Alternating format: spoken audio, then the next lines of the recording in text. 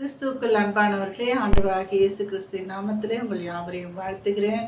இந்த அருமையான ஆசீர்வதிக்கப்பட்ட மனமகிழ்ச்சி நாளின் காலை வேளையிலே நாம் கர்த்தரை நோக்கி பார்ப்போம்.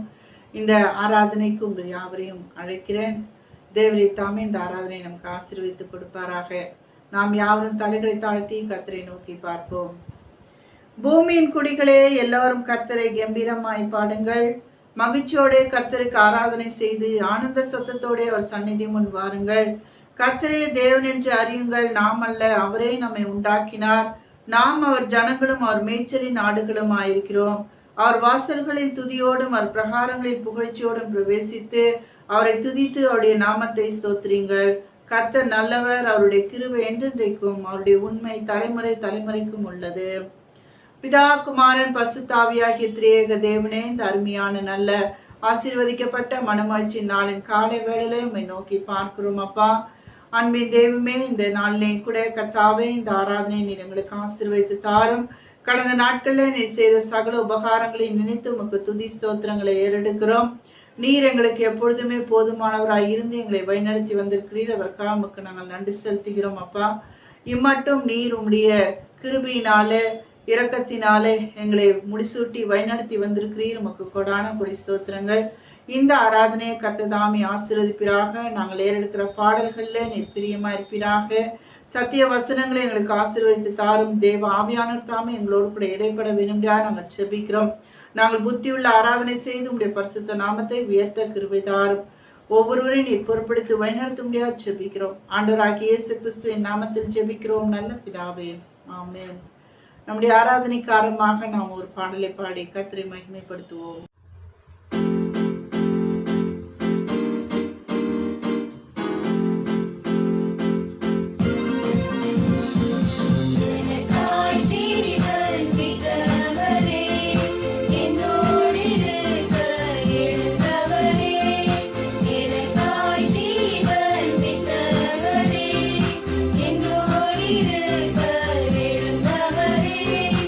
என்னை இன்று வழி நடத்துவார்.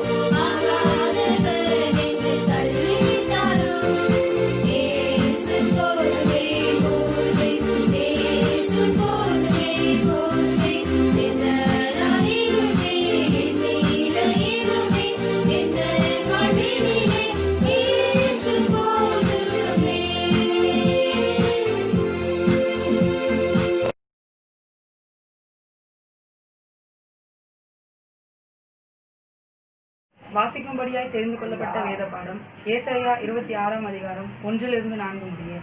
அக்காலத்திலே யூதா தேசத்தில் பாடப்படும் பாட்டாவது, பெலனான நகரம் நமக்கு உண்டு, இரட்சிப்பையே அதற்கு மதிலும் அருணமாக ஏற்படுத்துவார்.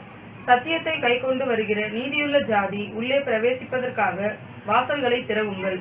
உம்மை உறுதியாய் பற்றி கொண்ட மனதுடையவன் உம்மையே நம்பியிருக்கிறபடியால் நீர் அவனை பூரண சமாதானத்துடன் காத்துக்கொள்வீர். கர்த்தரை என்றென்றைக்கும் நம்புங்கள். கர்த்தராகிய யெகோவா நித்திய கன்மலையாய் இருக்கிறார். ஆமேன்.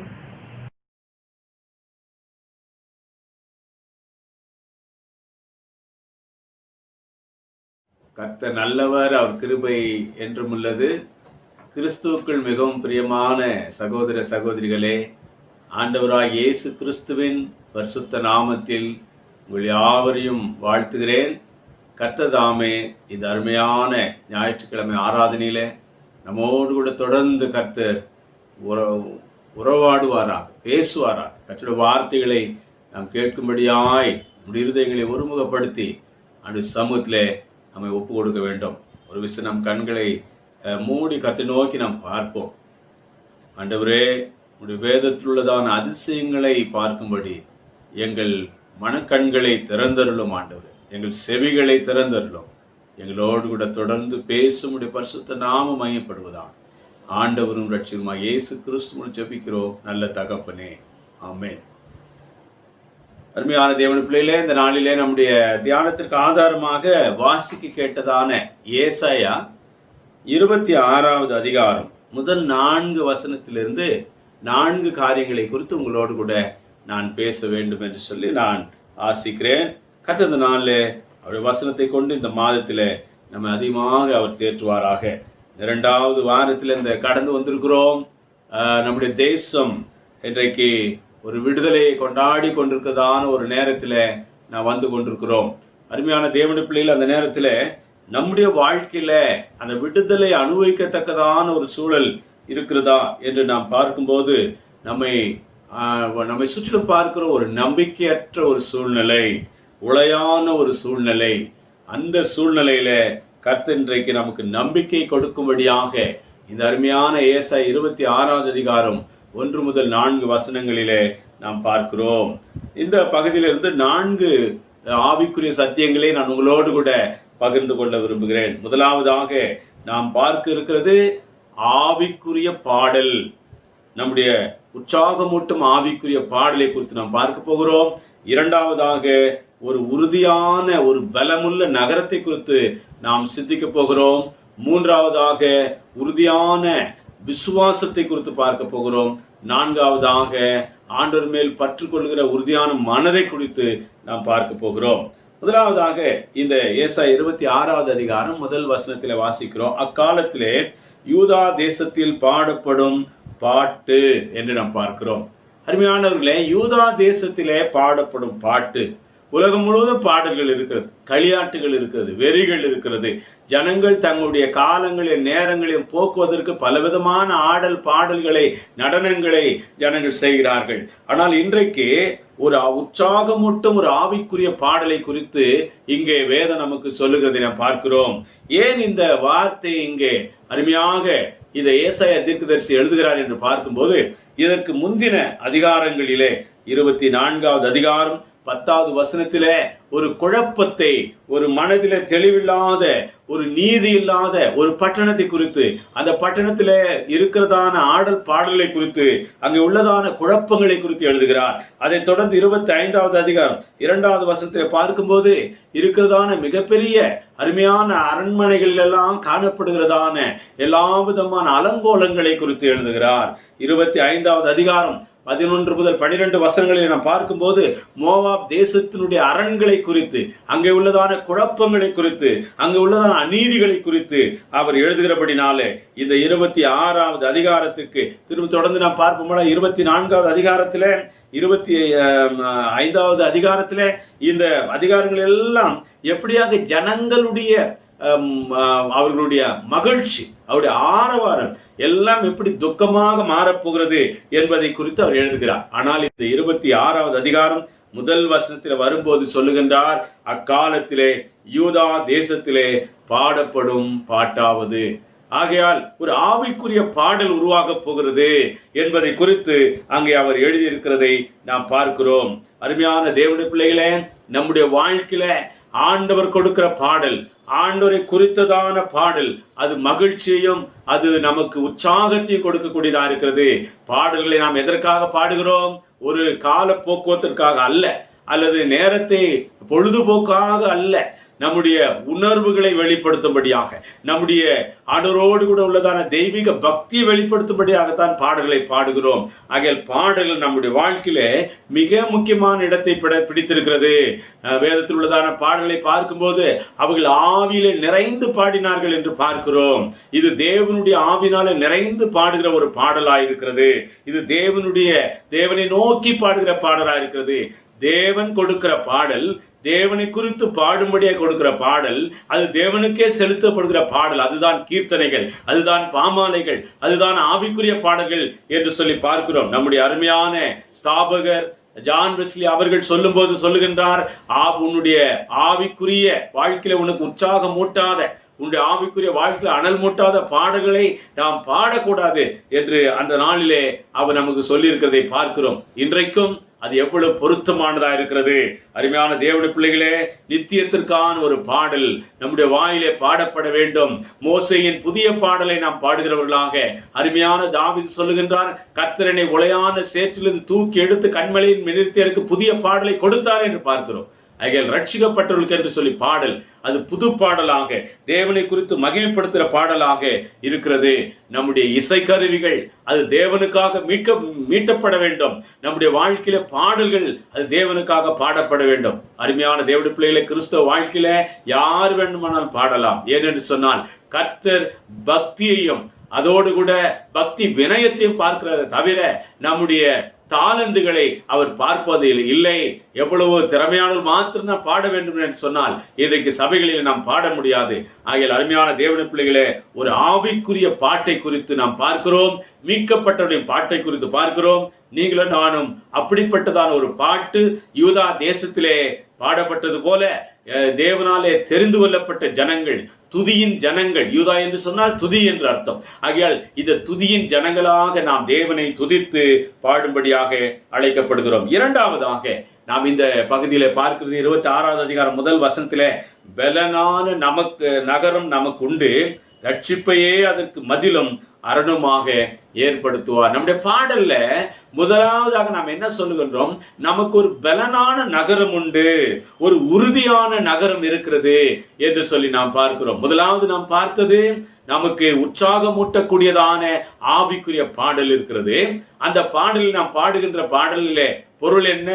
நமக்கு உறுதியான ஒரு நகரம், பலனான நகரத்தை கர்த்தர் நமக்கு வைத்திருக்கிறார். இந்த நகரத்தினுடைய ஒரு கான்செப்ட், ஒரு கருத்து இந்த மக்களுக்கு எப்படி வந்துருது, எப்படி ஜனங்கள் நகரத்துக்குள்ளாக வளர ஆரம்பிக்கிறார்கள் என்று பார்க்கும்போது, ஆதியில மனிதனை படைத்த பிற்பாடு மனிதன் அவன் ஒரு நாடோடியாக வாழ்ந்து கொண்டிருக்கிறான்.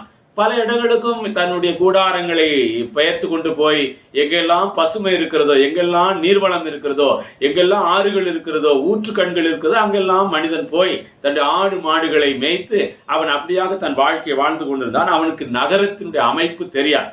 ஆனால் பிற்காலத்திலே நகரத்தின் அமைப்பு வந்தபோது மனிதன் நகரத்தின் அமைப்பிலே எங்கே கட்ட வேண்டும் என்பதையும் தேவன் அவனுக்கு உறுதியாக சொல்லுவதை பார்க்கிறோம். ஜனங்கள் அவர்கள் என்ன செய்தார்? மலைகளிலே போய் பட்டணங்களை கட்டினார்கள். அவர்கள் ஆறுகள் ஓரமாக பட்டணங்களை கட்டினார்கள். ஆனால் பல பட்டணங்கள் அழிந்து போனது என்று சரித்திரத்திலே பார்க்கிறோம். அது காரணம் என்ன? அவர்கள் சரியான இடத்திலே கட்டாததினாலே அழிந்து போனார்கள். இன்றைக்கு ஆண்டவர் நமக்கு சொல்லுகின்றார், பலனான நகரம் நமக்கு உண்டு. நீங்களும் நானும் இன்றைக்கு வாழ்கிறோம். இந்த உலகம் முழுவதும் இன்னைக்கு செய்திகளை கேட்கிறோமே. நம்முடைய செய்தித்தாள்களிலே வாசிக்கிறது என்ன? நம்முடைய தொலைக்காட்சிகளிலே நாம் கேட்கிறது என்ன? உலகத்தில் உள்ளதான மிக அரணான பட்டணங்கள், பெரிய பட்டணங்கள், செல்வம் மிகுந்த பட்டணங்கள், சீர்மிகு பட்டணங்கள் இன்றைக்கு எல்லாம் சீர்கட்டதாக வியாதினாலே அது மூடப்பட்டு கிடக்கிறது என்று பார்க்கிறோம். ஒரு பட்டணத்தில் இன்னொரு பட்டணத்துக்கு செல்வதற்கு மனிதனுக்கு இன்றைக்கு நுழைவு சீட்டு தேவைப்படுகிறது, அனுமதி சீட்டு தேவைப்படுகிறது. அப்படிப்பட்டதான ஒரு காலம் இது. எதை குறிக்கிறது? எல்லா பட்டணங்களிலும் வியாதிகளும் துக்கமும் துன்பமும் மரண ஓலங்களும் ஏற்படுத்தப்பட்டிருக்கிறது. ஆகையால் இன்றைக்கு நமக்கு ஒரு பலனான நகரத்தை குறித்து ஆண்டவர் உணர்த்துகிறார். அந்த பலனான நகரம் ஆண்டவராகிய இயேசு கிறிஸ்து என்று சொல்லி நாம் வேதத்தில் வாசிக்கிறோம். மத்தேயு 7வது அதிகாரம் 24 முதல் 25 வசனங்களிலே ஆண்டவராகிய இயேசு சொல்லுகின்றார், என் வார்த்தைகளை கேட்டு தன் வாழ்க்கையை எவன் அமைத்துக் கொள்கிறானோ அவன் தன் வீட்டை கண்மலையின் மேல் கட்டின புத்தியுள்ள மனுஷனுக்கு ஒப்பிடுவேன். ஆக அந்த கண்மலை யார் என்று நாம் பார்க்கும்போது 1 கொரிந்தியர் 10வது அதிகாரம் 4வது வசனத்தில் அந்த கண்மலை இயேசு கிறிஸ்து என்று சொல்லி நாம் பார்க்கிறோம். அன்றைக்கு கூட ஆண்டவராகிய இயேசு கிறிஸ்து பேதுருவை பார்த்து சொன்னார், நீ பேதுருவா இருக்கிறாய், நீ பாறையா இருக்கிறாய், ஆகையால் உண்மையில் என் திருச்சபையை கட்டுவேன் என்று சொன்னார். பாதாளத்தின் வாசல்கள் அதை மேற்கொள்ளாது என்று சொல்லி நாம் மத்தேயு 16வது அதிகாரத்திலே 18வது வசனத்திலே வாசிக்கிறோமே. அருமையான தேவனுடைய பிள்ளைகளே, உங்களுடைய வாழ்க்கையில என்னுடைய வாழ்க்கையில கூட இன்றைக்கு நாம் சிந்தித்து பார்க்க வேண்டியது பலனான உறுதியான நகரம் எது என்று சொன்னால் ஆண்டவராகிய இயேசு கிறிஸ்துவுக்குள் நாம் அமைத்துக் கொள்கிற வாழ்க்கைதான். அந்த கூடாரம் தான் பலனான கூடாரம் என்று சொல்லி பார்க்கிறோம். நம்முடைய கூடாரம் கிறிஸ்துவுக்குள் அமைக்கப்பட வேண்டும். கர்த்தருடைய நாமம் பலத்த துருகம், அதற்குள் நீதிமான் ஓடி சுகமாய் தங்கியிருப்பான் என்று நாம் நீதிமொழிகளை வாசிக்கிறோமே. அருமையான தேவனுடைய பிள்ளைகளே, நீங்களும் நானும் அந்த பலனான பட்டணமாக இயேசு கிறிஸ்துவுக்குள் நாம் கட்டப்பட வேண்டும். அவர்தான் பலமுள்ள கல் என்று வாசிக்கிறோம். 2 தீமோத்தேயு 2வது அதிகாரம் 19வது வசனத்திலே அவர் ஒரு உறுதியான திடமான அஸ்திபாரம் என்று நாம் வாசிக்கிறோமே. அருமையான ஏசாயா 28வது அதிகாரம் 16வது வசனத்திலே அதுதான் நிச்சயமாகவே நமக்காக இருக்கிற ஒரு அஸ்திபாரம் என்று சொல்லி நாம் பார்க்கிறோம். ஆகையால் அருமையான தேவனுடைய பிள்ளைகளே, கிறிஸ்துவுக்குள் நாம் இருப்போமானால் புது சிருஷ்டியா இருக்கிறோம். கிறிஸ்துவுக்குள் நாம் ஜீவன் அமையுமானால் அந்த புது வாழ்க்கை நமக்கு கொடுக்கப்பட்டிருக்கிறது என்று பார்க்கிறோம். ஆகையால் இந்த உலகத்தில் உள்ள எல்லா பட்டணங்களிலும் அழிவு, எல்லா பட்டணங்களிலும் வியாதி இருக்கிற சூழ்நிலையில இன்றைக்கு ஒரு பலமான உறுதியான பட்டணமாக இயேசு கிறிஸ்து நமக்கு வெளிப்படுகிறதை நாம் பார்க்கிறோம். எல்லாரும் தன்னிடத்தில் அழைத்துக் கொள்ளுகிற ஆண்டவர் கப்பர்நகூமை ஆண்டவர் சபிக்கிறதை பார்க்கிறோம். எருசலேமுக்கு ஒரு அழிவு வரும் என்று ஆண்டவர் சொன்னார். சமாரியா அழிக்கப்பட்டதை நாம் பார்க்கிறோம். பல பட்டணங்கள் அழிக்கப்பட்டது. ஆனால் இயேசு கிறிஸ்து என்கிற பட்டணம் ஒரு நாள் அழிக்கப்படாது. ஏனென்றால் அந்த கண்மலையின் மேலே நீங்களும் நானும் நம்முடைய வாழ்க்கையை கட்ட வேண்டும். அவர் நமக்கு உறுதியான பலமுள்ள பட்டணமாக நம்மை சுற்றி அரவணைக்கிற தேவனாக இருக்கிறார். சங்கீதம் 18 31 முதல் 36 வசனங்களிலே நாம் வாசிக்கும் போது இந்த தேவன் நமக்கு மான் கால்களை கொடுக்கிறார். அவர் உறுதியான நம்முடைய போராட்டங்களிலே ஜெயிக்கத்தக்கதான பலனை கொடுத்து நம்மை நடத்துகிற ஆண்டவர் என்று பார்க்கிறோம். அது தேவனுடைய நகரத்திலே நாம் வாழ வேண்டும் என்று பார்க்கிறோம். சங்கீதம் 46வது சங்கீதத்திலே 4-5 வசனங்களில் நாம் வாசிக்கிறோம். தேவன் நமக்கு அடைக்கலம் பலனும் ஆபத்து காலத்தில் அனுகூலமான துணையுமா இருக்கிறார். அதிலே அந்த நகரத்திலே தேவன் இருந்து செழிப்பாக்குகிறார் என்று நாம் வாசிக்கிறோம்.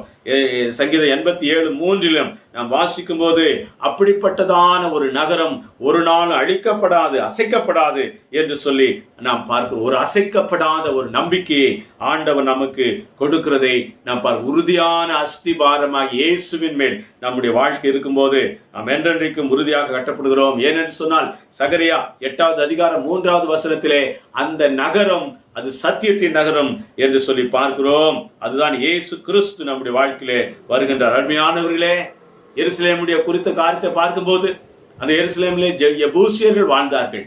அது சபிக்கப்பட்டவர்களாலே, பாவம் செய்த ஜனங்களாலே, அக்கிரமம் செய்த ஜனங்களால் நிறைந்திருந்த போது அன்றைக்கு தாவீது அந்த பட்டணத்தின் மேல் மேற்கொண்டு அதை பிடித்து அதை தாவீதின் பட்டணமாக, தாவீது ராஜாவின் பட்டணமாக, மகாராஜாவாகிய தேவாதி தேவனுடைய பட்டணமாக மாற்றின போது அதை ஆண்டவர் சியோன் பட்டணமாக மாற்றவில்லையா?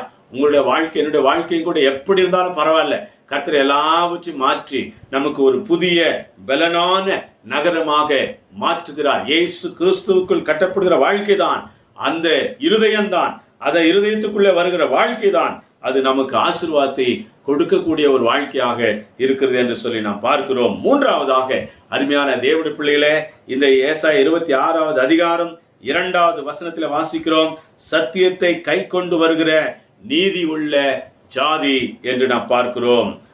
ஒரு உறுதியான சத்தியத்தை, விசுவாசத்தை பிடித்துக் கொள்கிற ஒரு ஜாதி நம்முடைய வாழ்க்கையில. அருமையான சத்தியம் என்பது என்ன?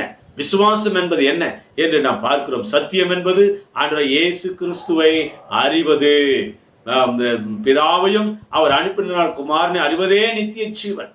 நானே சத்தியம் என்று ஆண்டவர் சொல்லியிருக்கிறாரே, அந்த சத்தியத்தை நாம் விசுவாசிக்க வேண்டும். எபிரேயர் 11வது அதிகாரம் 1வது வசனத்தில் வாசிக்கிறோம், விசுவாசமானது நம்பப்படுகிறவர்கள் உறுதி, காணப்படாதவர்களின் நிச்சயமா இருக்கிறது.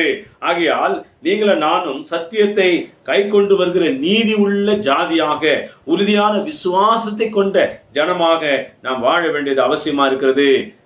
எபிரேயர் 11வது அதிகாரம் 6வது வசனத்தில் வாசிக்கிறோம், விசுவாசம் இல்லாமல் தேவனிடத்திலே பிரியமா இருக்க முடியாத அருமையானவர்களே. நீங்களும் நானும் ஒரு அசைக்கப்படுகிற விசுவாசத்தில் அல்ல, அங்கலாய்க்கிற விசுவாசத்தில் அல்ல, உறுதியான விசுவாசத்தில் ஆபிரகாமை போல கட்டப்பட வேண்டும் என்று சொல்லி நாம் பார்க்கிறோம். அவருடைய விசுவாசத்தை குறித்து நாம் எப்படி வாசிக்கிறோம்? ரோமர் 4வது அதிகாரத்திலே 18 முதல் 21 வசனங்களில் வாசிக்கும் போது, அந்த ஆபிரகாம் அவருடைய வாழ்க்கையில தன்னுடைய சரீரம் செத்து போனதையும் சாராளுடைய கர்ப்பம் செத்து போனதையும் அவன் அறிந்திருந்தோம். ஒரு நாளும் அதை குறித்து முன்வைக்காமல் அவைகள் எல்லாவற்றையும் உயிர்ப்பிக்கிற தேவனாகிய கர்த்தர் மேலே அவன் உறுதியான மனமுடையவனாக, உறுதியான விசுவாசமுடையவனாக இருந்தான் என்று நாம் பார்க்கிறோம். ஆகையால் அந்த உறுதியான ஒரு விசுவாசம் உங்களுக்குள்ளும் எனக்குள்ளும் நீதி உள்ள ஜனங்களாக நமக்குள்ளே அது வெளிப்பட வேண்டும். அருமையான காலேபும் யோசுவாவும் அன்றைக்கு வேவுகாரர்களாக சென்று அவர்கள் எரிகோவை வேவு பார்த்து விட்டு திரும்பி வரும்போது, அந்த தேசத்தை அவர்கள் எல்லாரும் வேவு பார்த்து வந்து கானான் தேசத்தை வேவு பார்த்து விட்டு 40 பேர் திரும்பி வந்தார்கள். ஆனால் அங்கே 2 பேர் மட்டும், காலேபும் யோசுவா மாத்திரம் தான் சொல்லுகிறார்கள், தேவன் நம்மேல் பிரியமா இருப்பார், ஆனால் நமக்கு இந்த தேசத்தை கொடுப்பார், பாலும் தேனும் ஓடுகிற தேசத்தை கொடுப்பார் என்று அவர்கள் விசுவாசத்திலே உறுதியாக இருந்தார்கள். நீங்களும் நானும் இந்த பூமியில வாழ்கிற வாழ்க்கையின் போது பயப்படாதபடிக்கு தைரியம் உள்ளவர்களாக, தேவன் நம்மேல் பிரியமாயிருந்தால் நமக்கு நித்திய ஜீவனை கொடுக்க போகிறார், தேவன் நம்மேல் பிரியமாயிருந்தால் இந்த பூமியிலே நம்முடைய ஜீவனை ஆசீர்வதிப்பார் என்று சொல்லி நாம் விசுவாசிக்க வேண்டும். தாவீது அருமையாக சொல்லுகின்றார், சங்கீதம் 20:7 சொல்லுகின்றார், சிலர் ரதங்களை குறித்து மேன்மை பாராட்டுவார்கள், சிலர் குதிரைகளை குறித்து மேன்மை பாராட்டுவார்கள், நாங்கள் தேவனை குறித்து மேன்மை பாராட்டுவோம். அவர்கள் எல்லாரும் விழுந்து போனார்கள், நாங்களோ எழுந்து நிமிர்ந்து நிற்கிறோம். அருமையான தேவனுடைய பிள்ளைகளே, நம்மை சுற்றுகிற சூழல்கள் மத்தியில எழுந்து நிமிர்ந்து நிற்கத்தக்கதான ஒரு ஜீவனை கர்த்தர் கொடுக்கிறார். நீதி உள்ள ஜாதி, சத்தியத்தை கை கொண்டு வருகிற ஜாதிக்கு அது சொந்தமாக்கப்படுகிறது என்று சொல்லி பார்க்கிறோம். ஆகையால் சங்கீதம் 27:3 சொல்லுகின்றார், நான் தேவன் மேலே நம்பிக்கையா இருப்பேன், என் மேல் ஒரு பாளையம் வந்து இறங்கினாலும் நான் பயப்படேன், கர்த்தர் மேல் நம்பிக்கையா இருப்பேன் என்று சொல்லி பார்க்கிறோம். நீங்களும் நான் அப்படிப்பட்டதான ஒரு உறுதியான விசுவாசம் உடையவர்களா இருக்க வேண்டும். ஆபக்குக் 3வது அதிகாரத்திலே 17 முதல் 18 வசனங்களிலே நாம் என்ன வாசிக்கிறோம்? அத்திமரம் துளிர் விடாமல் போனாலும், திராட்சை செடிகள் பலன் கொடாமல் போனாலும், ஒளிவ எண்ணெய் அற்று போனாலும், என்னுடைய வாழ்க்கையில ஒருவேளை ஆட்டு மந்தைகள் கெடாக்கள் இல்லாமல் போனாலும் நான் கர்த்தர் மேல் நம்பிக்கையா இருப்பேன், கர்த்தருக்குள் கழிவுறுவேன் என்று சொல்லுகின்றார். அந்த கர்த்தர் மேல் நம்பிக்கையா இருக்கிற ஒரு நம்பிக்கை தான் நான் இன்றைக்கு கர்த்தர் நம்மிடத்துல எதிர்பார்க்கிற ஒரு விஷயமா இருக்கிறது. அருமையான தேவனுடைய பிள்ளைகளே, ஒருவேளை நம்முடைய வாழ்க்கையில எல்லாம் இன்றைக்கு குறைந்து கொண்டிருக்கலாம், ஒருவேளை நம்முடைய பொருளாதாரம் குறைந்து கொண்டிருக்கிறது, வேலை வாய்ப்பு குறைந்து கொண்டிருக்கிறது, நம்மை சுற்றிலுதான சூழ்நிலையை பார்க்கும்போது ஒரு நம்பிக்கை இல்லாத ஒரு சூழ்நிலை மத்தியில கர்த்தர் நம்பிக்கை உருவாக்கும்படியாக இந்த நாளிலே சொல்லுகின்றார். ஒரு ஆவிக்குரிய பாடலை கொடுக்கிற ஆண்டவர், உறுதியான நகரமாக நம்மை இயேசு கிறிஸ்துக்குள் மாற்றுகின்ற ஆண்டவர், உறுதியான விசுவாசத்தோடு கூட நாம் அவரை பின்தள்ள வேண்டும் என்று சொல்லி இந்த நாளிலே அழைக்கிறார். அருமையான தேவனுடைய பிள்ளைகளே, நம்மை சுற்றிலும் இந்த பயங்கரமான வியாதி, தெருவிலே இந்த வியாதி வந்திருக்கிறது, நம்முடைய வீட்டின் வாசல் அருகே வந்திருக்கிறது, ஒருவேளை நம்முடைய சரீரத்துக்குள்ள கூட வந்திருக்கலாம். ஆனால் ஆண்டவர் சொல்லுகின்றார், இவைகள் மத்தியில நமக்கு ஜெயம் கொடுக்கிற தேவன் நமக்கு இருக்கிறார், எல்லாவற்றிலேயும் முற்றிலும் ஜெயம் கொள்ளுகிறவர்களாக நாம் இருக்கிறோமே. ஆகையால் அருமையான தேவனுடைய பிள்ளைகளே, நீங்களும் நானும் நித்திய ஜீவனுக்குரியவர்கள். ஆகையால் ஒரு நாள் நாம் பயப்படாதபடிக்கு உறுதியான விசுவாசம் உள்ளவர்களாக, நீதியை கை கொள்ளுகிற ஜனமாக நாம் இருக்க வேண்டும் என்று சொல்லி தேவன் விரும்புகிறார். கடைசியாக நாம் இங்கே பார்க்கிறோம் 3வது 4வது வசனத்திலே நான் பார்க்க உம்மை உறுதியாய் பற்றி கொண்ட மனதை உடையவன், உம்மையே நம்பியிருக்கிறபடியால் நீர் அவனை பூரண சமாதானத்துடன் காத்துக்கொள்வீர். கர்த்தரை என்றென்றைக்கு நம்புங்கள், கர்த்தராகிய யெகோவா நித்திய கண்மலையாயிருக்கிறார் என்று பார்க்கிறோம். எனக்கு அருமையான தேவனுடைய பிள்ளைகளே, நாம் இந்த பகுதியை பார்க்கும்போது இந்த 4வது விஷயமாக நாம் பார்க்கிறது என்ன? உறுதியான மனமுடையவர்களாக நாம் இருக்க வேண்டும். முதலாவது நாம் பார்த்தோம், உற்சாகம் முட்டுகிற ஒரு ஆவிக்குரிய பாடலை கர்த்தர் கொடுக்கிறார். இரண்டாவதாக நமக்கு உறுதியான ஒரு பலமுள்ள நகரமாக நம்ம கிறிஸ்துவுக்குள்ளே கட்டி எழுப்புகிறார். மூன்றாவதாக நமக்கு உறுதியான விசுவாசத்தை நீதி உள்ள ஜனங்களாக கர்த்தர் கொடுக்கிறார். நான்காவதாக உறுதியான மனதை கர்த்தர் கொடுக்கிறார் என்று பார்க்கிறோம். இந்த உறுதியான மனதை குறித்து நாம் பார்க்கும்போது இந்த இடத்துல பூரண சமாதானம் என்ற வார்த்தையை நமக்கு தமிழிலே கொடுக்கப்பட்டிருக்கிறது. ஆங்கிலத்தில் பர்ஃபெக்ட் பீஸ் என்று சொல்லி அங்கே எழுதப்பட்டிருக்கிறது. ஆனால் அதை நாம மூல பாஷையில பார்க்கும்போது அங்கே ஷாலோம் ஷாலோம் என்று எழுதப்பட்டிருக்கிறது. சமாதானத்தில் சமாதானம், சமாதானத்தின் மேல் சமாதானம், அதுதான் பூர்ண சமாதானம் என்று சொல்லி நாம் பார்க்கிறோம். பர்ஃபெக்ட் பீஸ் நமக்கு கொடுக்கிறது கர்த்தருடைய வார்த்தை. அருமையான தேவனுடைய பிள்ளைகளே, நாம் கர்த்தருக்குள் அலைமோதாதபடிக்கு, அங்கும் இங்கும் நம்முடைய வாழ்க்கையில அலைமோதாதபடிக்கு கர்த்தர் மேலே உறுதியா இருக்கும்போது அந்த விசுவாசம் நமக்குள்ளே நிலைத்திருக்கிறது என்று சொல்லி நாம் பார்க்கிறோம். மத்தேயு 22வது அதிகாரம் 37வது வசனத்திலே நாம் பார்க்கும்போது நம்முடைய வாழ்க்கையில நாம் எதை குறித்தும் நாம் அசையாதபடிக்கு நம்பிக்கை உடையவர்களாக கர்த்தர் மேல நாம் இருக்க வேண்டும் என்று சொல்லி நாம் பார்க்கிறோம். அதுதான் தேவன் கொடுக்கிற ஒரு சமாதானமாக இருக்கிறது என்று சொல்லி நாம் பார்க்கிறோம். ரோமர் 12வது அதிகாரம் 2வது வசனத்திலே நாம் வாசிக்கும் போது நம்முடைய வாழ்க்கையில எல்லாவற்றின் மேல உறுதியா இருக்கும்படியாக தேவன் நமக்கு அனுகிரகம் பாராட்டுகிறார் என்று சொல்லி நாம் பார்க்கிறோம். எனக்கு அருமையான தேவனுடைய பிள்ளைகளே, இன்றைக்கு நீங்களும் நானும் கர்த்தருக்குள்ளே உறுதியாக இருக்கும்படியாக தேவன் நம்மை அழைத்திருக்கிறதை நாம் பார்க்கிறோம். 1 கொரிந்தியர் 2வது அதிகாரம் 16வது வசனத்தில் கிறிஸ்துவனுடைய மனம், கிறிஸ்துவனுடைய சிந்தை நமக்கு தேவை என்று வாசிக்கிறோமே.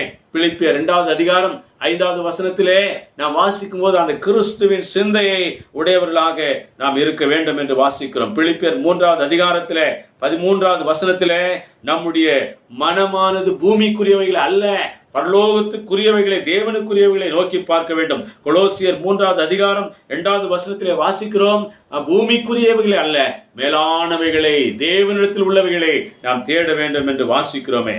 நீங்களும் நானும் நம்முடைய வாழ்க்கையிலே ஆண்டவர் கொடுக்கிற ஒரு நீங்காத சமாதானம், யோவான் 14வது அதிகாரம் 27வது வசனத்தில் கொடுக்கப்பட்ட ஒரு பூரண சமாதானத்தை கர்த்தர் மாத்திரம் தான் நமக்கு கொடுக்க முடியும். அந்த சமாதானத்தை கிறிஸ்து மூலமாக நாம் பெற்றிருக்கிறோம் என்று ரோமர் 5வது அதிகாரம் 1 வசனத்தில் வாசிக்கிறோம். இவ்விதமாய் நாம் தேவனிடத்திலே சமாதானம் பெற்றிருக்கிறோம் என்று வாசிக்கிறோம். உங்களுடைய வாழ்க்கையில, என்னுடைய வாழ்க்கையில இன்றைக்கு சமாதானத்தை குலைக்கிற காரியங்கள் எதுவாக இருக்குமானாலும், பயமுறுத்துகிற காரியங்கள் எதுவாக இருக்குமானாலும், எனக்கு அருமையான தேவனுடைய பிள்ளைகளே, இன்றைக்கு ஆண்டு வசனம் சொல்லுது, உம்மை உறுதியாய் பற்றி கொண்ட மனதை உடையவன், உம்மையே நம்பியிருக்கிறபடியால் நீர் அவனை பூர்ண சமாதானத்துடன் காத்துக் கொள்வீர். கர்த்தரையே நாம் நம்பியிருக்க வேண்டும் என்று பார்க்கிறோம். இதை குறித்துதானே ஒரு கர்த்தரையே நம்பியிருக்கிறது என்பதை குறித்து நான் உங்களுக்கு ஒரு சின்ன கதை மூலமாக விளக்க விரும்புகிறேன். அருமையானவர்களே, நயாகரா நீர்வீழ்ச்சி இருக்கிறது. அமெரிக்க தேசத்தையும் கனடா தேசத்தை இணைக்கக்கூடிய மிகப்பெரிய ஒரு நீர்வீழ்ச்சி. அந்த நீர்வீழ்ச்சியில ஜனங்கள் பார்க்கும்போது பயமாக இருக்கும். அதுல சார்லஸ் பிளாண்டின் என்று சொல்லப்படுகிறதான ஒரு கயிறின் மேல நடக்கிற ஒரு வித்வான், அந்த வித்தைக்காரர், அவர் என்ன செய்தார், அந்த கயிறை 2 தேசத்துக்கு நடுவில் உள்ளதான பெரிய மரங்களிலே கட்டிவிட்டு அவர் அதிலே அழகாக நடந்து போனார். அவர் தன் வாழ்க்கை நாட்களிலே 300 முறை அப்படி நடந்திருக்கிறார். ஒரு முறை அவர் என்ன செய்தாரா, யாராக என்னை நம்பி வருகிறீர்கள் என்று கேட்டால் யாருமே அங்கே இல்லை, வருவதற்கு பயப்பட்டார். அப்பொழுது தன்னுடைய மேனேஜரை பார்த்து சொன்னார், தன்னுடைய காரியங்களை நிர்வகிக்கிற அவரை பார்த்து, அவருடைய பெயர் ஹாரி, அவர்கிட்ட சொன்னார், ஹாரி, நீ வா, என் தோள் மேல உட்கார்ந்து கொள், நான் உன்னை இந்த கயிற்றின் மேல நடந்து பத்திரமாக ஒரு கரையிலிருந்து இன்னொரு கரை கொண்டு போவேன், நீ நம்புறியா என்று கேட்ட உடனே நான் வருகிறேன் என்று சொல்லி இவருடைய திறமையை நம்பினவனாக அவன் மேலே ஏறி கொண்டார். அப்ப அந்த கயிற்றின் மேலே அவர் கால் வைத்து நடப்பதற்கு முன்பாக சொன்னார், ஹாரி, இன்று இந்த நேரம் முதற்கொண்டு இந்த கயிற்றிலே கால் வைக்கிற நேரம் முதற்கொண்டு நான் அக்கறைக்கு போகிற வரைக்கும் என் தோள் மேல இருக்கிற நீ யார் தெரியுமா? நீயும் ஒரு சார்லஸ் பிளாண்டின், நீ ஹாரியே கிடையாது. ஆகையால் உன் மனதுக்குள்ள, உன் சிந்தையில, உன்னுடைய ஆவியில, எல்லாவற்றிலும் நீ இனிமேல் உன்னை நீ ஒரு ஹாரி என்பதை மறந்துவிட்டு சார்லஸ் பிளாண்டின் என்று என்னோடு இணைத்து கொள்ள வேண்டும் என்று சொன்னார். ஏனென்று சொன்னால், நான் இந்த காற்று எப்படி அடிக்கிறதோ அதுக்கு ஏற்ற வண்ணமாக நான் எப்படி சாய வேண்டும், எப்படி நடக்க வேண்டும், எப்படி அதிலே நான் சமாளிக்க வேண்டும் என்று எனக்கு தெரியும். நீ என்னை மாத்திரம் நான் என்ன செய்கிறனோ அது போல செய்ய வேண்டும். நீ ஒன்றும் செய்யாமல் அமைதியாய் என்னை நம்புவாயானால் நீனும் நானும் 2 பேரும் அங்க போய் நாம கரை சேர்ந்துருவோம். ஏதாயிலும் இடகுபடகா பண்ணினாக்கா 2 பேரும் சேர்ந்து இறந்துருவோம்னு சொல்லிட்டார். இன்னைக்கு ஆண்டவர் நாம கொடுக்கிற ஒரு பெரிய சவால் என்ன தெரியுமா? அவரை உறுதியாய் பற்றி கொள்கிற மனம் என்பது அதுதான். அருமையான தேவனுடைய பிள்ளைகளே, நீங்களும் நானும் அப்படியாக தேவனை நம்பிக்கொள்ள வேண்டும். பில்லிகிரஹாம் அவர்கள் ஒரு முறை சொன்னார், அருமையானவர்களே, நாம் எல்லாரும் ஆயிரக்கணக்கான கவலைகளிலே கிடக்கிறோம். ஆனால் இந்த கவலைகளெல்லாம் ஆண்டவருடைய சமூகத்திலே கொண்டு வந்து வையுங்கள் என்று சொல்லி ஆண்டவர் நமக்கு அழைக்கவில்லையா? வருத்தப்பட்டு பார சுமக்கள் எல்லாரும் என்னிடத்துல வாருங்கள், நான் உங்களுக்கு இளைப்பாறுதல் தருவேன். அவர் உங்களை விசாரிக்கிற அவர் ஆனபடியால் அவர் மேல் உங்கள் கவலைகள் எல்லாம் வைத்து விடுங்கள் என்று பேதுரு எழுதியிருக்கிறாரே. ஆகையால் நீங்களும் நானும் எப்படி உறுதியான மனதை உடையவர்கள் இருக்க முடியும் என்று சொன்னால் வேதத்தை தொடர்ந்து வாசிக்க வேண்டும். சங்கீதம் 119 165 சொல்கிறது, வேதத்தை நேசிக்கிறவனே, வேதத்தை காக்கிறவனோ பூர்ண சமாதானத்தோடு கூட இருப்பான் என்று சொல்லி பார்க்கிறோம். நாம் தொடர்ந்து ஒன்றுக்கும் கவலைப்படாமல் எல்லாவற்றையும் நாம் ஜெபத்தோடு கூட தேவனுக்கு தெரியப்படுத்த வேண்டும் என்று சொல்லி பிலிப்பியர் 4வது அதிகாரம் 6 முதல் 7 வசனங்களை வாசிக்கிறோம். அருமையானவர்களே, ஆகையால் நீங்களும் நானும் நம்முடைய வாழ்க்கையில தேவனிடத்தில் வருவோம், தேவனுடைய காரியங்களுக்கு நம்மை ஒப்பு கொடுப்போம். தேவன் நம்மை பூர்ண சமாதானத்தோடு கூட காத்துக் கொள்கிறார்.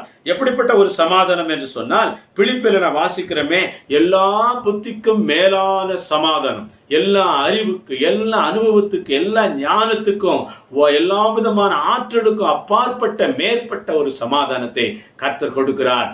அது காத்துக் கொள்வார் என்று சொல்வது எதை குறிக்கிறது என்று சொன்னால், ஒரு பாடிகார்ட் எப்படியாக தன் எஜமானை காத்துக் கொள்கிறானோ அதுபோல கர்த்தர் நம்மை எப்போது காக்கிறவராய் இருக்கிறார் என்று சொல்லி பார்க்கிறோம். அருமையான தேவனுடைய பிள்ளைகளே, ஆகையால் இந்த நாளிலே நம்முடைய கவலைகள் எதுவாக இருக்குமானாலும், கண்ணீர்கள் எதுவாக இருக்குமானாலும் இன்னைக்கு ஆண்டு சமூகத்திலே நம்மை ஒப்பு கொடுப்போம்.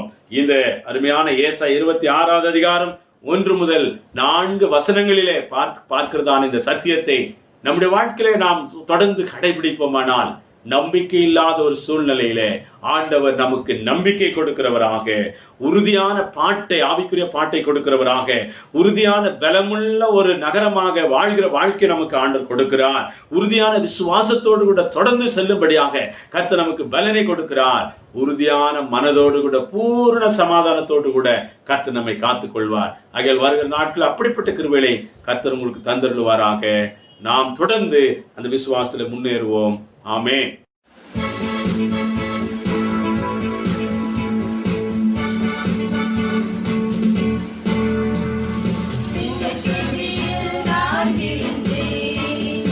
அவர் என்னோட வந்திருந்தார்.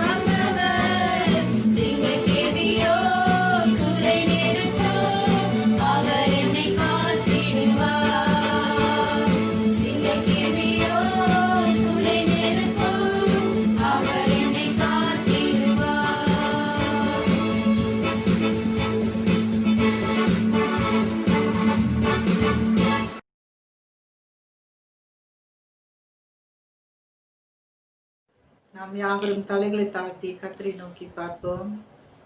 கிருபை இறக்கும் மகா அன்பும் நிறைந்த எங்க நல்ல ஆண்டவரே, இந்த அருமையான நல்ல காலை வேளையிலே உம்மை துதிக்க, உம்மை ஆராதிக்க, ஆண்டவரே உம்முடைய பரிசுத்த நாமத்தை மகிமைப்படுத்த நீர் கொடுத்த கிருபைக்காக உமக்கு நாங்கள் நன்றி செலுத்துகிறோம், உம்மை ஸ்தோத்திரிக்கிறோம். வீடுகள் தோறும் ஆண்டவரே குடும்பமாக இணைந்து ஜெபிக்க, ஆராதிக்க நீர் கொடுத்திருக்கிற கிருபைக்காக நன்றி செலுத்துகிறோம் ஆண்டவரே, உம்மை ஸ்தோத்திரிக்கிறோம். இந்த வேளையிலே கூட கர்த்தாவே, நாங்கள் கேட்ட சத்தியத்திற்காக உமக்கு நாங்கள் நன்றி செலுத்துகிறோம் ஆண்டவரே. அன்பின் தேவமே, உங்களுடைய வாழ்க்கையில கர்த்தாவே உறுதியான பாடல்களை பாடி கர்த்தரை மகிமைப்படுத்துவோம் ஆண்டவரே. உறுதியான நகரம் எங்களுக்காக நீர் ஆயத்தம் பண்ணி வைத்திருக்கிறீர். அந்த நகர் நீரே எங்களே ஆண்டவரே அந்த நகரமாய் மாற்றுகிறதற்காய் நாங்கள் நன்றி செலுத்துகிறோம் அப்பா. ஆண்டவரே உறுதியான விசுவாசத்தோடு கூட உண்மையை பின்பற்றி வர கர்த்தர் எங்களுக்கு உதவி செய்வீராக. ஆண்டவரே உறுதியான மனதோடு கூட நாங்கள் இருக்கும் பொழுது ஆண்டவரே பூர்ண சமாதானத்துக்குள்ளாக நாங்கள் நடத்தப்படுவோம் என்று சொல்லி நாங்கள் பார்க்கிறோமே. இப்படிப்பட்ட வாக்கு தத்தங்களுக்காக நன்றியோடு கூட துதிக்கிறோம் ஐயா, ஸ்தோத்திரிக்கிறோம். இந்த நாளிலையும் கூட கர்த்தாவே நீர் எங்களை வழிநடத்தி செல்ல வல்லமை உள்ள தேவனா இருக்கிறீர். உம்முடைய கரத்தை பிடித்து கொண்டு நாங்கள் கடந்து வருகிறோம் அப்பா. நீர் அப்படியாய் சுவாமி எங்களை ஆசீர்வைத்து எங்களை ஆண்டவரே நீர் பூர்ண சமாதானத்திலே வழிநடத்த முடியாது நாங்கள் செபிக்கிறோம் அப்பா, உமக்கு ஸ்தோத்திரம். இந்த வேளையிலையும் கூட கர்த்தாவே அன்பின் தேவமே, உலகத்துல ஆண்டவரே இருக்கிறதான இந்த கொரோனா தொற்றுக்காய் நாங்கள் செபிக்கிறோம். இந்த தொற்று நோயிலிருந்து ஆண்டவரே ஒரு பெரிய மீட்பை நீர் எங்களுக்கு கட்டளையிட வேணும்படியா நாங்கள் செபிக்கிறோம் ஆண்டவரே. அன்பின் தேவமே, இந்த சூழ்நிலைகள் எல்லாம் ஆண்டவரே மாற்றப்படும்படியாக, சீக்கிரத்திலே ஆண்டவரே புதிதாக்கப்படும்படியாக ஆண்டவரே நீர் கிருபை செய்ய வேணும்படியா செபிக்கிறோம். நாங்கள் ஆண்டவரே கடந்து போகிற இந்த பாதை எங்களுக்கு வேதனையும் ஆண்டவரே அநேக விதமான ஆண்டவரே பிரச்சனைகளுக்கும் ஆண்டவரே சமாளிக்க முடியாத சூழ்நிலைகளையும் நாங்கள் ஆண்டவரை சந்திக்க வேண்டியதா இருக்கிறது கர்த்தாவே. ஆண்டவரே எங்களுக்கு ஆண்டவரை உதவி செய்வார் ஒருவரும் இல்லை என்று சொல்லி ஆண்டவரே இந்த வேளையில அறிக்கை செய்கிறோம். உண்மையே நாங்கள் நோக்கி பார்க்கிறோம் ஆண்டவரே. எல்லா சூழ்நிலையிலும் கடந்து வருவதற்கு நீர் ஒருவரே எங்களுக்கு உதவி செய்கிற தேவனா இருக்கிறீர். அழுகையின் பள்ளத்தாக்கை கூட கர்த்தாவை நீரூற்றாக மாற்றிக்கொள்வதற்கு ஆண்டவரே நீர் எங்களுக்கு பலன் செய்கிறீர் அப்பா, உமக்கு ஸ்தோத்திரம் ஆண்டவரே. அப்படியாய் கர்த்தாவே உம்முடைய பலத்தினாலே, உம்முடைய கிருபையினாலே, உம்முடைய இரக்கத்தினாலே, உம்முடைய வழிநடத்தினாலே நாங்கள் ஆண்டவரே ஒவ்வொரு நாளும் ஆண்டவரே இந்த சூழ்நிலைகளெல்லாம் கடந்து வருவதற்கு நீர் கிருபை செய்கிறதற்காக நாங்கள் நன்றி செலுத்தி ஆண்டவரே உண்மையே இந்த வேளையிலே நோக்கி பார்க்கிறோம். உலகம் முழுவதும் ஒரு பெரிய ஆண்டவரே மாற்றத்தை கொண்டு வர முடியாது நாங்கள் செபிக்கிறோம். புதிதாக மாறுகிற அனுபவத்தை தார சுவாமி. சகல ஆண்டவரே காரியங்களை நீர் புதிதாக்கும்படியா நாங்கள் செபிக்கிறோம் அப்பா, ஸ்தோத்திரிக்கிறோம் ஆண்டவரே. கொரோனா தொற்று நோயினாலே பாதிக்கப்பட்டிருக்கிறதான சகல ஜனங்களை நாங்கள் நினைவு கூறுகிறோம் ஆண்டவரே. ஒவ்வொருவருக்கும் நீ தாமே பரிபூர்ண சுகத்தை தாரும், ஆரோக்கியத்தை தாரும் ஆண்டவரே. அப்பா மரணத்திலிருந்து கர்த்தர் அவர்களை விடுவித்து பாதுகாக்கும்படியா நாங்கள் செபிக்கிறோம் அப்பா, நம்முடைய சமூகத்தில் ஒப்பு கொடுக்கிறோம். இதற்காக அயராது உழைக்கிறதான ஆண்டவரே டாக்டர்ஸுக்காக, எல்லா மெடிக்கல் அசிஸ்டன்ஸுக்காக நாங்கள் செபிக்கிறோம் ஆண்டவரே. பேராமெடிக்கல் ஸ்டாஃபுக்காக ஜெபிக்கிறோம். எல்லா சானிட்டரி ஒர்க்கர்ஸுக்காக ஜெபிக்கிறோம். நான் கவர்மெண்டல் ஆர்கனைசேஷன்ஸுக்காக ஜெபிக்கிறோம். இது இணைந்து ஆண்டவரே அரசாங்கத்தோடு கூட அநேக எல்லா டிபார்ட்மெண்ட்ஸுக்காக நாங்கள் நன்றி செலுத்துகிறோம். தேவரி தாமே ஒவ்வொருடைய உழைப்பும் ஒவ்வொருடைய பிரயாசத்தையும் நீர் தாமே ஆசீர்வதித்து அதனுடைய பலனை அவர்கள் பார்க்கும்படியாக கிருபையாய் நீர் வழிநடத்த வேணும்படியா நாங்கள் செபிக்கிறோம் அப்பா, உமக்கு ஸ்தோத்திரம். அன்பின் தேவமே, இந்த நாட்களில் கர்த்தாவே நீர் தாமே எங்களை வழிநடத்தி செல்ல சுவாமி என்ற சமூகத்தில் ஒப்பு கொடுக்கிறோம். தேவனே இந்த உலகத்துல ஆண்டவரே இருக்கிறதான அநேக விதமான பிரச்சனைகளுக்காக நாங்கள் செபிக்கிறோம். பொருளாதார வீழ்ச்சிக்காக நாங்கள் செபிக்கிறோம். எல்லாவற்றிலிருந்து கர்த்தர் விடுதலை கொடுக்க வேணும்படியா நாங்கள் செபிக்கிறோம் அப்பா, உமக்கு ஸ்தோத்திரம். ஆண்டவரே லெபனானுக்காக நாங்கள் செபிக்கிறோம் ஆண்டவரே. அப்பா பாதிக்கப்பட்ட அந்த இடத்துல கர்த்தாவை நீர் வெளிப்படும்படியாய் அங்கே இருக்கிறதான மக்களுக்கு பாதுகாப்பை கொடுத்து நீர் நடத்தும்படியா நாங்கள் செபிக்கிறோம் அப்பா, உமக்கு ஸ்தோத்திரம். இப்போது கூட எங்களுடைய தேசத்துக்காக ஜெபிக்கிறோம். எங்களுடைய தேசத்தின் எல்லைகளை நீர் பாதுகாக்க முடியாது ஜெபிக்கிறோம். எங்களுடைய தேசத்தை ஆளுகிற தலைவர்களுக்காக ஜெபிக்கிறோம். கர்த்தருக்கு பயப்படுற பயத்தோடு கூட ஆண்டவரே ஆட்சி செய்யத்தக்கதான கிருபைகளை தாரும். எல்லா நன்மைகளையும் ஆண்டவரே அப்பா சகல ஜனங்களுக்கும் கிடைக்க பெறும்படியாக நீர் ஆண்டவரே அவர்கள் ஆண்டவரே தீர்மானித்து செயல்பட கர்த்தர் கிருபை செய்ய விரும்பி ஜெபிக்கிறோம். வெள்ளத்தினாலே பாதிக்கப்பட்ட மக்களுக்காக ஜெபிக்கிறோம். எல்லா மாநிலங்களையும் உடைய கரத்தில் ஒப்பு கொடுக்கிறோம். மழையினால பாதிக்கப்பட்ட மாநிலங்களிலே உடைய கரத்தை நீட்டி வெள்ளத்தில பாதிக்கப்பட்ட மக்களுக்கு ஆண்டவரே புனர்வாழ்வு கிடைக்கும் கொடுக்கும்படியாக அவர்கள் இழந்து போனதான இழப்புகளை நினைத்து சுவாமி உங்களுடைய சமூகத்துல கெஞ்சி நிற்கிறோம். அவர்களை நீர் ஆசீர்வதித்து அவர்களை பலப்படுத்தி ஆண்டவரே அப்பா நீர் அவர்களை பாதுகாக்க வேண்டும்படியா நாங்கள் செபிக்கிறோம். ஆண்டவரே அன்புக்குரியவர்களை இழந்து தவிக்கிற மக்களுக்கு நீர் ஆறுதலையும் சமாதானத்தையும் கொடுக்க முடியாது செபிக்கிறோம். நீர் தாமே சூழ்நிலைகள் எல்லாம் ஆண்டவரே நீர் மாற்றி சமாதானத்துல வழிநடத்தி செல்லும்படியா நாங்கள் செபிக்கிறோம். அப்பா நமக்கு ஸ்தோத்திரம். ஆண்டவரே இந்த வேளையில எங்களுடைய திருச்சபைக்காக எங்களுடைய திருச்சபை குடும்பங்களுக்காக ஜெபிக்கிறோம். ஒவ்வொரு குடும்பத்தையும் நீர் ஆசீர்வதிக்க முடியாது ஜெபிக்கிறோம். வேலையெடுத்து பாதுகாக்க வேணும் முடியாது ஜெபிக்கிறோம். உடைய ரத்த கோட்டைக்குள்ளாய் மறைத்து கொள்ள வேணும் முடியா நாங்கள் ஜெபிக்கிறோம். ஆண்டவரே வியாதிகளோ எந்த விஷக்கிருமியோ பிள்ளைகளை தொடாதபடிக்கு ஆண்டவரே நீர் பாதுகாக்க முடியா நாங்கள் ஜெபிக்கிறோம். அப்பா நமக்கு ஸ்தோத்திரம். ஒவ்வொரு குடும்பத்திலும் சமாதானத்தை நீர் கட்டளையிடுவீராக. அவருடைய கையின் பிரயாசங்களை ஆசீர்வதிப்பீராக. ஆண்டவரே அவருடைய தேவைகள் எல்லாம் சந்திக்கப்பட வேண்டும் முடியா நாங்கள் ஜெபிக்கிறோம். ஒவ்வொரு நாளும் அப்பத்தையும் தண்ணீரையும் நீர் ஆசீர்வதித்து தாரும் ஆண்டவரே. ஒருபோதும் ஆண்டவரை தொய்ந்து போகாதபடிக்கு உடைய பிள்ளைகளை நீர் பலப்படுத்தி நிலைநிற்க செய்து அவர்களை பாதுகாக்க வேண்டும்படியா நாங்கள் செபிக்கிறோம். அப்பா நமக்கு ஸ்தோத்திரம் ஆண்டவரே. அன்பின் தெய்வமே இந்த நாட்களையும் கூட கர்த்தாவே ஆண்டவரே வேலை வாய்ப்புக்காய் காத்திருக்கிற பிள்ளைகளுக்காக ஜெபிக்கிறோம் ஆண்டவரே. அப்பா நீர் அவர்களை ஆசீர்வதித்து அவர்களுக்கு ஏற்ற நல்ல வேலை வாய்ப்புகளை கொடுத்து சம்பாத்தியத்தை கர்த்தர் கொடுக்க முடியா நாங்கள் ஜெபிக்கிறோம். அப்பா நமக்கு ஸ்தோத்திரம். வருமானமின்றி தவிக்கிற குடும்பங்களுக்காக ஜெபிக்கிறோம் ஆண்டவரே. நீர் இரக்கம் பாராட்டும்படியா ஜெபிக்கிறோம். வானத்தையும் பூமியும் உண்டாக்கின கர்த்தரிடத்திலிருந்து ஒத்தாசை வரும் என்று காத்திருக்கிறோம் பிள்ளைகள் மீது இரக்கம் பாராட்டி அவர்களுக்கு வருமானம் வருவதற்கான வழிவாசல்களை உண்டு பண்ணி தரும்படியா ஜெபிக்கிறோம். அப்பா நீயோ கடன் வாங்காதிருப்பாய் கடன் கொடுப்பாய் என்று சொன்ன வாக்குத்தத்தம் உடைய பிள்ளைகளுடைய வாழ்க்கையில நிறைவேறத்தக்கதாக நீ கிருபை செய்ய வேணும்படியா ஜெபிக்கிறோம். அப்பா நமக்கு ஸ்தோத்திரம். அன்பின் தெய்வமே இந்த மழை காலங்களிலே எந்த விதமான ஆண்டவரே வியாதிகளும் உடைய பிள்ளைகளை தொடாதபடிக்கு நீர் காக்கும்படியா நாங்கள் ஜெபிக்கிறோம். அப்பா நமக்கு ஸ்தோத்திரம். ஆண்டவரே ஸ்கூல் போகிற பிள்ளைகளுக்காக ஜெபிக்கிறோம். அவருடைய ஆண்டவரே ஸ்கூல் படிக்கிற பிள்ளைகளுடைய ஃபீஸ் கட்டுறதுக்குரிய வழிகளை நீர் உண்டாக்கி தாரும் ஆண்டவரே. காலேஜ் படிக்கிற பிள்ளைகளுக்கு ஆண்டவரே அவருடைய தேவைகள் சந்திக்கப்பட கர்த்தர் உதவி செய்ய வேணும்படியா நாங்கள் ஜெபிக்கிறோம். அப்பா நமக்கு ஸ்தோத்திரம். இன்னுமா எங்களுடைய திருச்சபையில அநேக விதமான தேவைகளோடு கூட இருக்கிறார்கள்.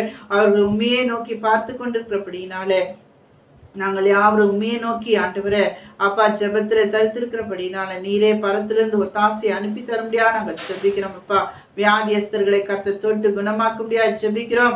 வயோதிபர்களை கத்த தொட்டு பலப்படுத்த வேணும் முடியாது ஜெபிக்கிறோம். ஆண்டவரே நீர் ஒவ்வொருவரையும் காத்துக்கொள்ள உங்களுடைய சமூகத்துல தாழ்த்தி ஒப்பு கொடுக்கிறோம். ஆண்டவரே இம்மட்டும் நீர் எங்களை வழிநடத்தி வந்த தேவன் இனியும் எங்களை வழிநடத்த வல்லவராய் இருக்கிறபடினால் உம்மை துதித்து உம்மை ஸ்தோத்திரிக்கிறோம். அப்பா உங்களுடைய சமூகத்துல எங்களை தாழ்த்துகிறோம் ஒப்பு கொடுக்கிறோம். எல்லா மகிமையும் மக்கே செலுத்துகிறோம்.